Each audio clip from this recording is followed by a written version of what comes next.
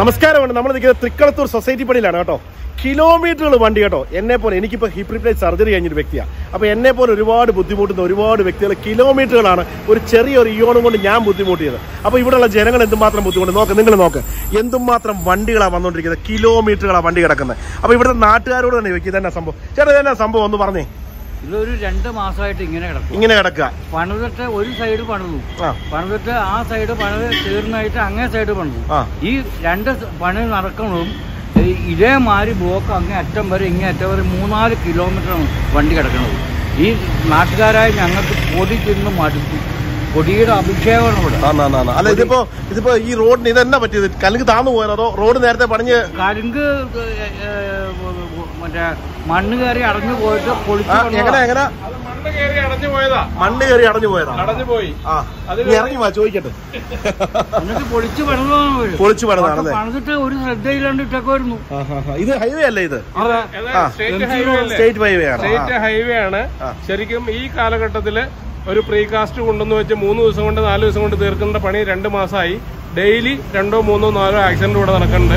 ഇവിടുത്തെ അധികാരികളും ഇവിടുത്തെ സർക്കാരും ഇവിടുത്തെ ആൾക്കാരൊക്കെ എവിടെയാണെന്ന് അറിയാൻ പാടില്ല. നിങ്ങളെങ്കിലും ഇത് കണ്ടെത്തി ഇവിടെ വന്നതിൽ നിങ്ങൾ എനിക്ക് കാല് വയ്യ. 300ഓളം തടിലോറികൾ ഒരു ദിവസം പോകുന്നുണ്ട്.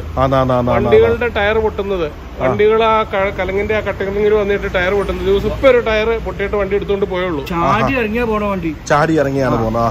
സർക്കാരിന്റെ അനാസ്ഥ, PWDയുടെ അനാസ്ഥ. അത് തന്നെ.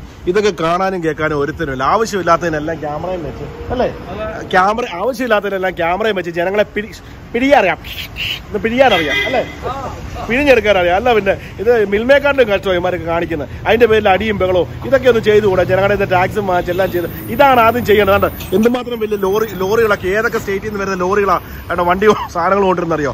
അതുപോലെ തന്നെ ഇപ്പോഴും അവിടെ പണി നടക്കുക. മാസം 2ആയി ഇതുവരെ ഒരു കാര്യം ചെയ്തിട്ടില്ല. നോക്കി അവിടെ പണി നടക്കുക.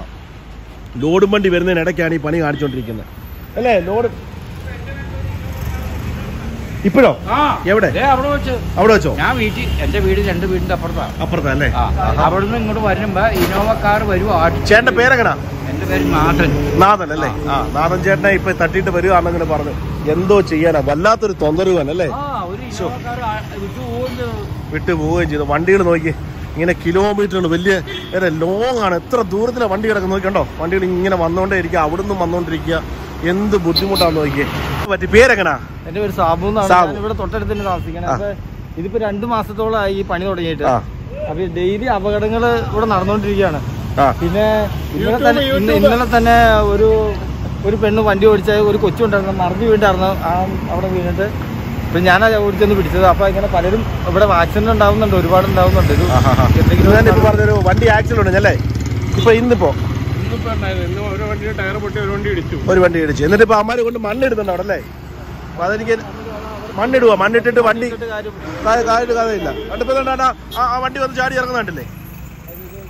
വണ്ടി വന്ന് ചാടി ഇറങ്ങുന്നേ കാണിക്കുന്ന പരിപാടികൾ കണ്ടോ? അപ്പോൾ ഇതൊക്കെ ഒന്ന് ദയവ് ചെയ്ത് അധികാരപ്പെട്ടവളൊന്ന് ദയവ് ചെയ്ത് വേണ്ട രീതിയിൽ ഒന്ന് കൈകാര്യം ചെയ്യണം എത്രയും പെട്ടെന്ന്. കാരണം ഞാനൊക്കെ ഈ ചെറിയ പാട്ട വണ്ടി കൊണ്ട് നമ്മൾ നടക്കുന്നത്. പാട്ടം നല്ല വണ്ടിയാണ്, അടിപൊളി വണ്ടി കേട്ടോ. നമ്മുടെ ഈ ഓണം കൊണ്ടാണ് നമ്മൾ നടക്കുന്നത്. അപ്പം നമുക്കൊക്കെ എന്തുമാത്രം ബുദ്ധിമുട്ടാണ്. ഞങ്ങളൊക്കെ ഇതുപോലെ വയ്യാത്ത ഒരുപാട് പേര് വരുന്നുണ്ട്. ഒരു ഏട് പിടിയുന്നൊരു എമർജൻസി ഇങ്ങനെ ട്രാഫിക് വന്നു കഴിഞ്ഞാൽ ഇതിലെയാണ് എയർപോർട്ടിലോട്ട് പോകുന്നത്. ഈ ഒരു ട്രാഫിക്കൊക്കെ വന്നു കഴിഞ്ഞാൽ എന്ത് ബുദ്ധിമുട്ട്, എയർപോർട്ടിലൊക്കെ പോകുന്നവരൊക്കെ ഒരുപാട് ബുദ്ധിമുട്ടുണ്ട്. ഇതൊക്കെ ഒന്ന് ചിന്തിച്ചുകൂടെ എൻ്റെ പൊന്ന് കോൺട്രാക്ടർ സാറന്മാരെ? അപ്പോൾ കാണാം അടുത്തൊരു വീഡിയോ ആയിട്ട് മില്ലുകാരൻ. അപ്പോൾ ഇതൊന്ന് ഉടനെ അടിയന്തരമായിട്ട് എന്തെങ്കിലും ചെയ്യണം പ്ലീസ്, ഹമ്പിൾ റിക്വസ്റ്റ് ആണ്. അതിൻ്റെ കൂടെ വേണ്ട KSRTC ബസ്സും വന്ന് ചവിട്ടി സെറ്റല്ലേ? ചേട്ടനും ഒരു ഹയാടെ പോകുന്നു അടുത്ത KSRTC. വണ്ടികൾ ഇങ്ങനെ താലായിട്ട് വന്നുകൊണ്ടേ ഇരിക്കുന്നു, ഒരു രക്ഷയില്ല. ഓക്കെ, അതിനിടയ്ക്ക് ഇപ്പോൾ കയ്യോടെ പണി നടന്നുകൊണ്ടിരിക്കുക. ഈ വണ്ടികൾ ഇത്രയും വരുന്നതിനിടയ്ക്ക് തന്നെ കാണിച്ചുകൊണ്ടിരിക്കുന്നു പരിപാടി നോക്കി. അപ്പോൾ എന്തായാലും കാണാം, നടക്കട്ടെ മില്ലുകാരൻ കണ്ടോ? കിലോമീറ്ററുള്ള വണ്ടി കിടക്കുക, കിലോമീറ്ററുകൾ, 1-2 കിലോമീറ്റർ അല്ല. അങ്ങ് ഞാൻ എന്തുമാത്രം ദൂരെ വണ്ടി ചവിട്ടി ഇടപാട്. മൂവാറ്റുപുഴ ടൗൺ തൊട്ട് ഇവിടെ വരെ ട്രാഫിക്കാന്നുള്ള. അപ്പോൾ കാണാം, നടക്കട്ടെ. അപ്പോൾ കാണാം മില്ലുകാരൻ. അപ്പോൾ കോൺട്രാക്ട് സാർ എത്രയും പെട്ടെന്ന് ചെയ്തു തീർക്കണേ.